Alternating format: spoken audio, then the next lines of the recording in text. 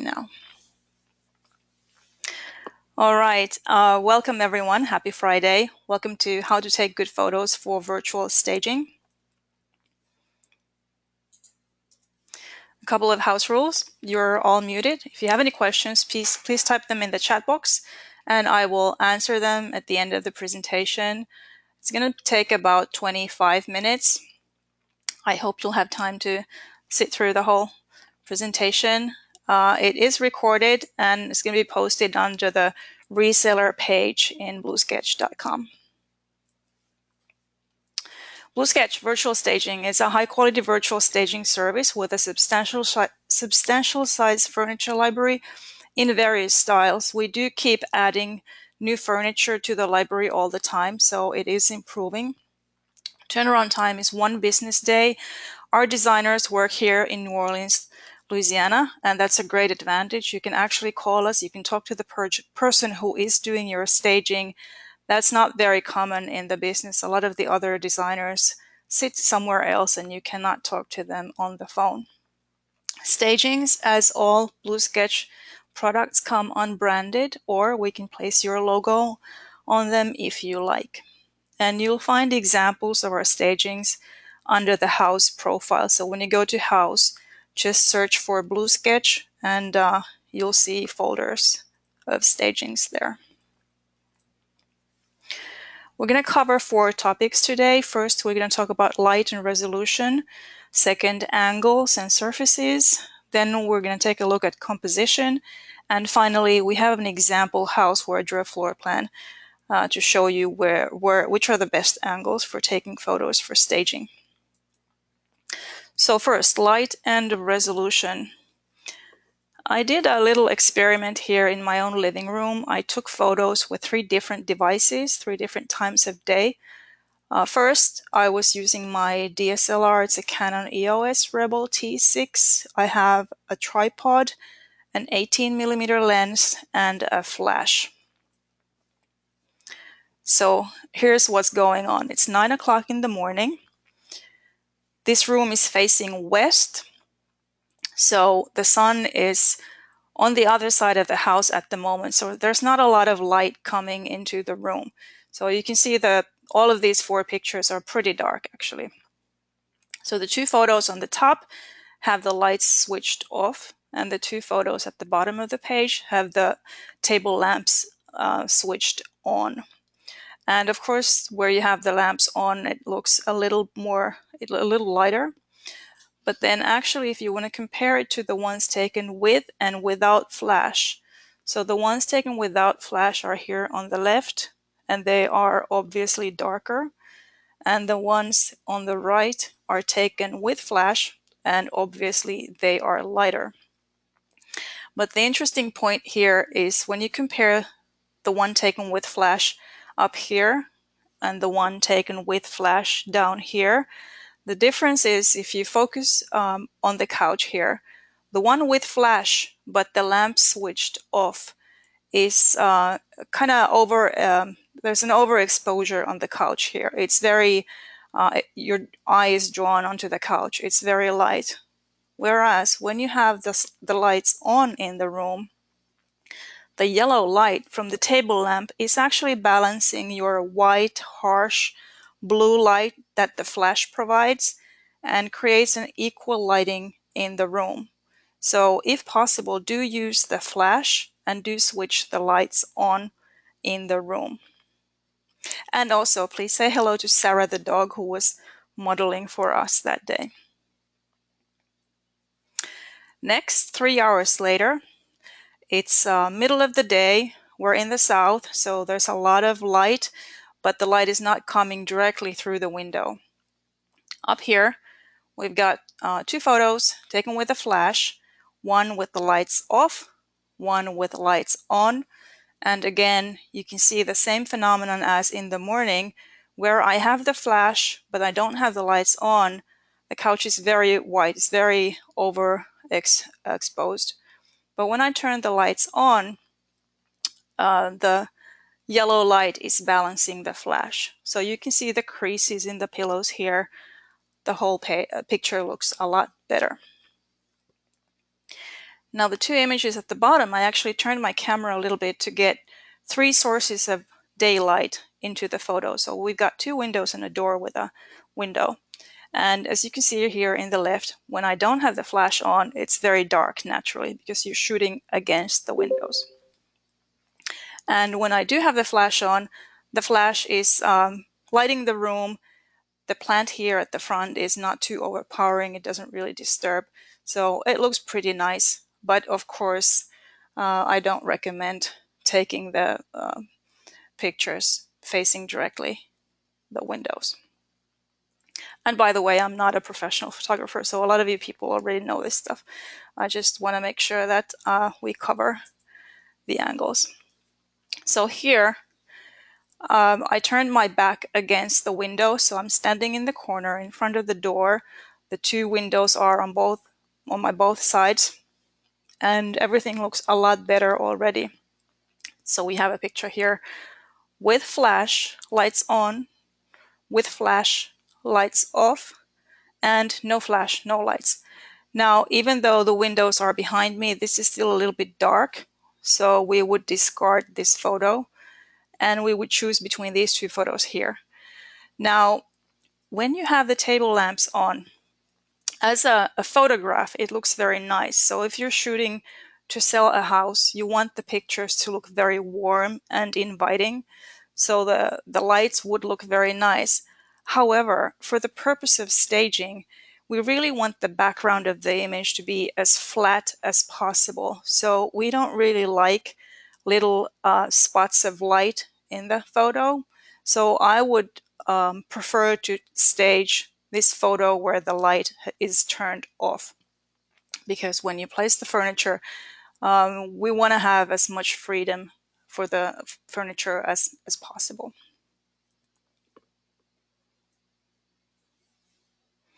All right, time goes on. It's already 5 o'clock in the afternoon.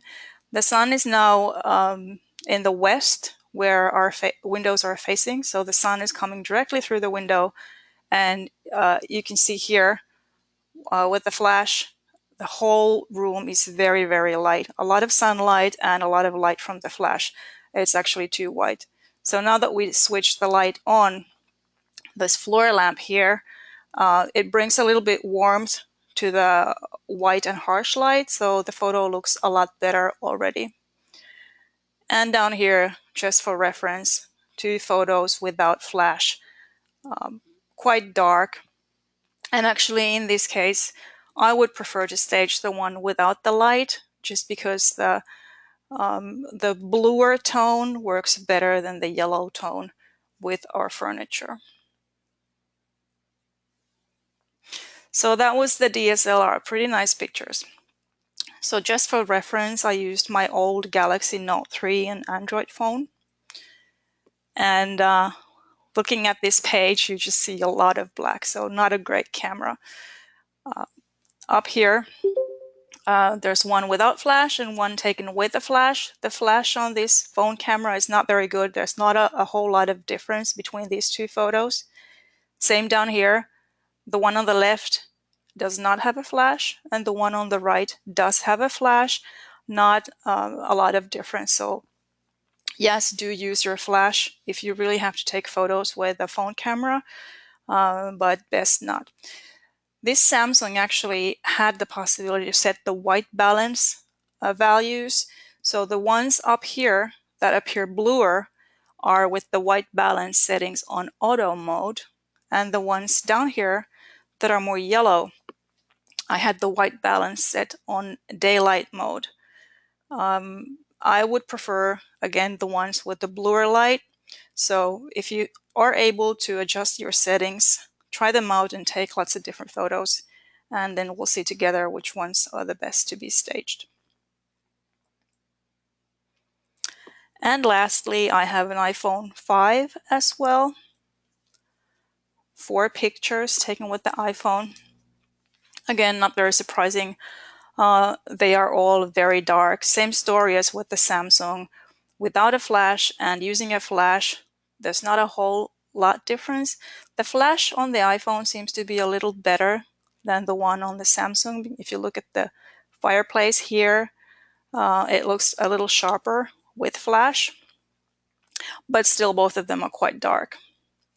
And the two example here at the bottom of the page is where I use the touch screen function of the iPhone. So in this photo, I tapped on the darkest corner of the screen, which is the corner here, which did light up the room pretty nicely. And in this example on the right-hand corner, I tapped on the lightest spot of the screen, which made the whole photo just really black. So iPhone, not a great camera for interior photos. So surprisingly, we have a winner that was taken with the DSLR camera. It was taken at noon, which is not always the case. Sometimes morning or afternoon works better. It all really depends on the what time of year, what the weather is like, how where the windows are facing, and so forth. But the important thing is, excuse me, to have the source of light behind you. That always works better. So try to avoid taking the photos directly at the source of light.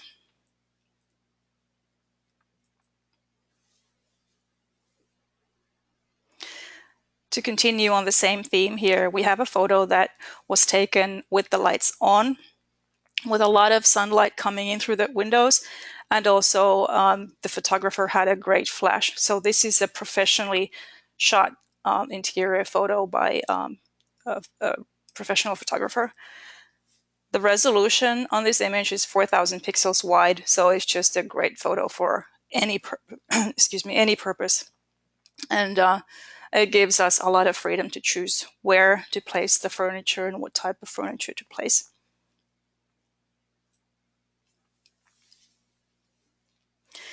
Moving on, we have a Matterport snapshot. So it is possible to stage snapshots taken with the Matterport camera. This is the first generation camera that most of you guys have. Great light in the room. Lighting is not the problem at all. The only challenge why I give it a yellow tab and say it's okay is because of the mantelpiece here is sticking out. So when you have something in the foreground of the photo, it's really, I just lose about 10% of the real estate on this photo altogether because we're not able to place items behind things that are in the foreground like this. So you can see it on the stage photo here.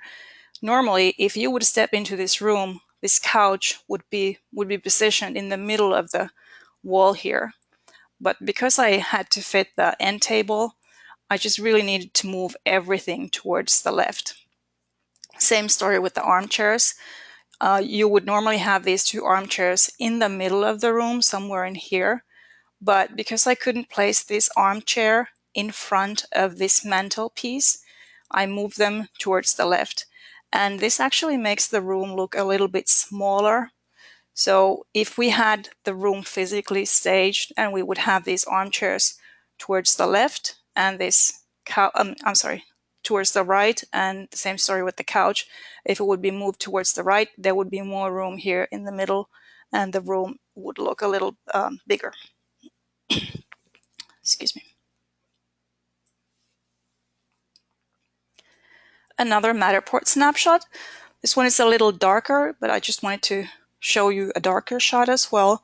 Can be staged. Looks pretty nice. The resolution on these Matterport snapshots is 2,800 pixels wide. So there's not enough of resolution and pixels in these photos to adjust the lighting in Lightroom or Photoshop or whichever software we're using. Here are two examples that are pretty challenging for staging. They're really dark. They're shot against the incoming light, and the photographer did close the blinds 45 degrees, which is recommended. Still, it wasn't enough to help make the amount of light in the room distributed equally. So it would be very hard to stage these photos because the furniture would be much brighter and would look out of place.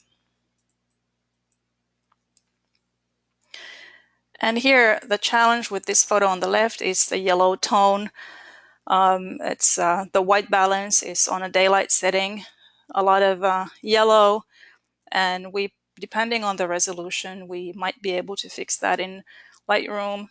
But we were provided another photo, which is a little pink, but it's still light, so we did stage that photo. The outcome wasn't really great, but it was doable and workable and did the job. So to summarize on lights and resolution, take lots of photos with and without lights on in the room, different time of day if you can. I know it's not always possible, weather conditions permitted, and with and without flash. Lower resolution images work if the lighting is good, and higher resolution images work even when the lighting is not ideal, because then we can fix them or you can adjust them in your own software. And then learn to use your camera, use the settings that you have, use wide lenses if possible, a landscape mode, test your auto mode and test the landscape mode and see the difference. Use flash, get a good flash, and use additional software if possible. Second topic, we are going to go through angles and surfaces. So an ideal photo for staging would include 2 corners, because having 2 corners in the room will help us to calibrate the 3D perspective, meaning setting the vanishing point for the photo. And what does that mean? So here, I looked for the vanishing point of this photo. It's right here by the door, and you can find the vanishing point by applying lines following the walls. And when you place the furniture, they should have the same perspective settings, meaning they should have the same vanishing point. So when your photo has a natural vanishing point, it's suitable for staging. You don't want to use a fisheye lens because you don't want your walls to be curved, or the room cannot be a bubble because furniture is not round, furniture is square. Here's an okay photo for staging. The trouble with this photo is the staircase. It's covering 1/3 of the photo. So we've just lost 1/3 of the real estate on the photo where we could place furniture. Same applies for the floor. Not a lot of floor space and even less wall space here. So we did place a couch and a coffee table and a TV on the wall. But maybe if the photo was taken from underneath the stairs, there would have been more room for the furniture, possibly. Here's another one. The challenge with this photo is that you would want to place items on the shelves, but we would only be able to do that on the front shelf here, because we can't put things behind the shelves here on the 2nd row and the 3rd row and back here. It would look a very odd room if you only had items on the front end of the shelf. Also, the second trouble with this photo is the long and narrow shape of the room that does not work so well. We're actually going to cover that, yes, in the next photo. Here's a vertical photo, and that does not work so well. And again, it has to do with the vanishing point. So when you set the vanishing point on this vertical photo of a very long and narrow corridor, you can see that so let's imagine we had a rug, like we have a rug here on the right. Excuse me. So the 4 feet, which is the width of the corridor in the back, is very short. But the same 4 feet at the front of the picture is already very wide. And now, because the furniture, the rug, wants to emulate the same vanishing points, it's blowing up the rug really big here at the front. Doesn't look too great. So avoid vertical images if possible. And here's the same corridor. It's a horizontal landscape image, but it still has some problems with it. First of all, the eye level is really high I don't know if the photographer was a very tall person or they were standing on top of something, but it's just shot from an angle that is not very natural. The same problem with the vanishing point. If we had a rug here, this end, the left front end of the rug would be stretching out in this weird sharp corner. And then we have walls that are really tilted. So this would not work at all because the furniture would be straight. So imagine we had a couch here. The couch would be on a 90-degree angle, but then your wall would be tilted and there would be a space between the couch and the wall. So I don't think that would be a good idea to try to sell a house with a photo like that. All right. Summarizing angles and surfaces. Include at least one, if not two corners in the photo. Try to shoot from an angle that leaves one or two solid walls with no door openings for furniture. Include plenty of empty floor space in the image. Try to avoid objects in the front that cover visibility to the room. And take horizontal landscape photos, not vertical photos. 3. Composition. Here's an ideal room for staging. It's a large room with a clear function. Empty room surrounded by plain walls, no extensions, no blocks or hidden corners. And I know I just said you should include solid walls with no door openings. However, in this case, because it's such a large room, the furniture would naturally fit in the middle of the room. So that's what we placed this couch set and a coffee table in the middle, and it came out looking pretty nice. Here's a photo of a kitchen with a kitchen island right in the middle of the photo. So we were able to place bar stools in front of the kitchen island. We put some plants on the countertop. However, we were not able to place a breakfast table between the window and the kitchen island, which you would probably do if you were physically staging this room. So if you did want to stage the breakfast area, you would have to take a photo closer to the window so that the island would not be in your way. Also, the size, size of the room matters. Here's a bedroom that's very small. We we staged it with a bed that's a realistic size of bed. Technically, it works well. I'm just not sure that it adds a lot of value to bring large furniture into a small room. It doesn't make the room look any bigger. If anything, it makes the room look smaller. So in this house, we also staged some bigger rooms, and they came out much better than this small bedroom. To summarize on composition, rooms with clear functions will have the best outcome. Living room, dining room, master bedroom, a family room. Also, not just because of the shape, but because of the function. It's going to be easy for us to decide which kind of furniture to bring into those rooms. Rooms with items blocking visibility or floor space leave limited option for staging. So clear, open spaces work best. And small rooms will look even smaller with large pieces of furniture in them. So choosing which rooms to stage is important. And finally, we're nearing the end of the presentation. I just wanted to show you on this floor plan how we would take photos for staging in this house. So here we have a living room, breakfast room, kitchen, dining room, and a family room. First, when we come in through the front door, we would stop at the living room, and we would want to take photos from the longer side of this rectangle room, because we don't want to create that long and narrow corridor phenomena. So we want to take two pictures from here. One facing this way, so that you would include this corner and that corner.